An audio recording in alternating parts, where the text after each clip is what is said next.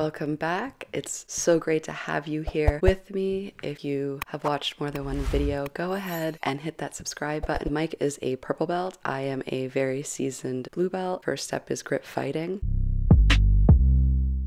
Right here is a double leg to an outside trip.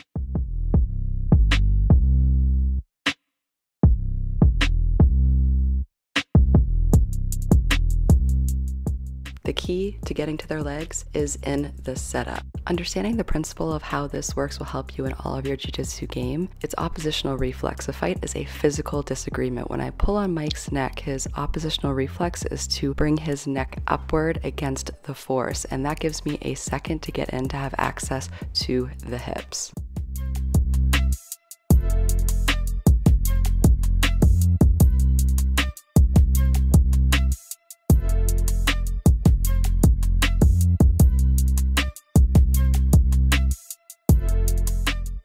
The second extremely common problem a lot of people face is feeling like they're stuck midway right about here.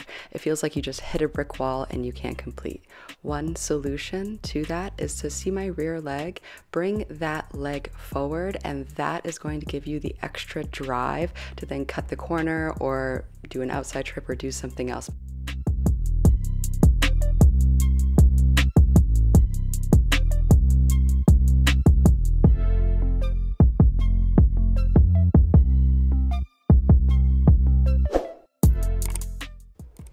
Now, after being double-legged, what do you think he's going to try to do back to me?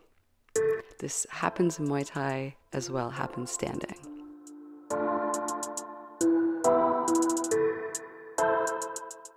Mike tried to go for a double leg because he was just double-legged. And this happens to me too. When somebody does a really good move, I'm like, that's a great move, let me try that. Because he put his head down to try to go for a double leg, it was a perfect setup for a guillotine uki waza. Now I have Mike's head and one arm, and I want to get top position. So I try to go for a mount, and Mike is very smart and sweeps me. I have his head and his arm, and I'm trying to go for an arm in guillotine, which I suck ass at, but we always want to try things that we suck at in order to get better. I know this thing is not on, but I'm still trying to do it anyway because I have his arm that saves me from setting myself up to get choked. And he's trying to put his arms around me here to apply extra pressure as he steps over because he's like, can you please let go of my neck? Now he's addressing the grips, and I use this opportunity to bail and put my head under his chin in order to help me drive forward so I'm inside his closed guard. I stand up as an attempt to break Mike's closed guard in order to open the guard to pass, and he uses that as his opportunity to attack my leg. Now, if your leg is ever getting attacked like this, he's either trying to go for a knee bar, heel hook, or an ankle lock. Now, I want to keep my foot to the floor so there's no heel exposure, so that shuts down any heel hooks. I also back up and keep my knee bent and stack him. In Brazilian Jiu-jitsu, a knee bar occurs when legs are wrapped around the femur, holding it in place, while the kneecap is facing the hip extension. When a person extends their hips, this causes the knee joint to hyperextend.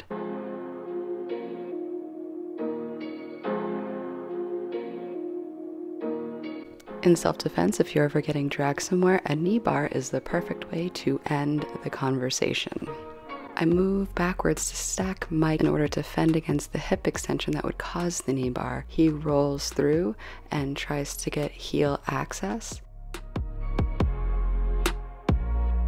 I use this moment to then roll through, and I get into a heel hook position, and he taps to the heel hook. Heel hook has the same leg lock principle where I am squeezing the femur with my thighs and then use the ankle as a leverage point to then twist, almost like, you know, twisting a chicken bone.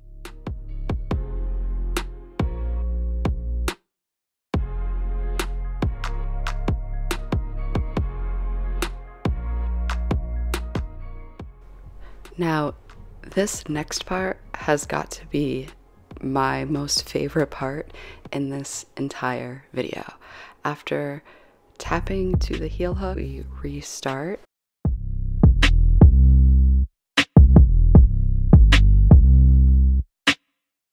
Look at this failure. Oh my god, this is great. In jiu-jitsu, failure happens all the time. Now, this is what I was trying to do.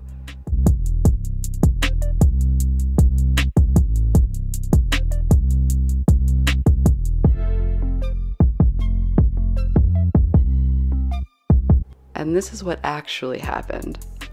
As you could see, I started leaning too soon, and this caused him to take a step and caused my right foot to then miss blocking his leg. And anytime you fail a takedown in jiu-jitsu, chances are you end up you get punished. You get a negative reinforcement big time. Like, imagine pressing a button and every time you press the button you get an electric shock. And in order for you to make this work, you have to get shocked 100 times. Like, the result of that failure is this right here. Which is why, as a white belt, it's so important to learn defense, because without good defense, it sucks. But I've been here plenty of times, and right now he has my back, which is the worst position to be in, as he is trying to work for some chokes, and I am trying to get my ass out of there, quite literally. An ounce of prevention is worth a pound of cure. If you know how to defend against an armbar, then you won't have to escape, or if you know the principles of escape. So right here, what I do is I keep my head on Mike's left leg. And when you keep your head on the leg, that prevents them from putting their leg over your head. And one armbar escape is being able to get your head out, almost like getting birthed. But if you can keep your head on top and prevent all that from happening, then that's the best defense that you could do, is prevention.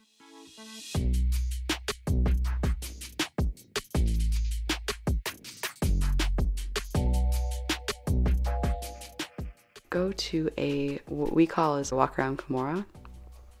And what he is doing is he is gripping on to either his, he's probably gripping onto his inner thigh. And it is really difficult for me to get that arm in order to twist the shoulder. But there is a grip break for that. Now, this is another favorite part. So I move to a triangle and I'm trying to attack his arm with the triangle hold, and he gets up and moves to try to escape. This is such an awesome moment.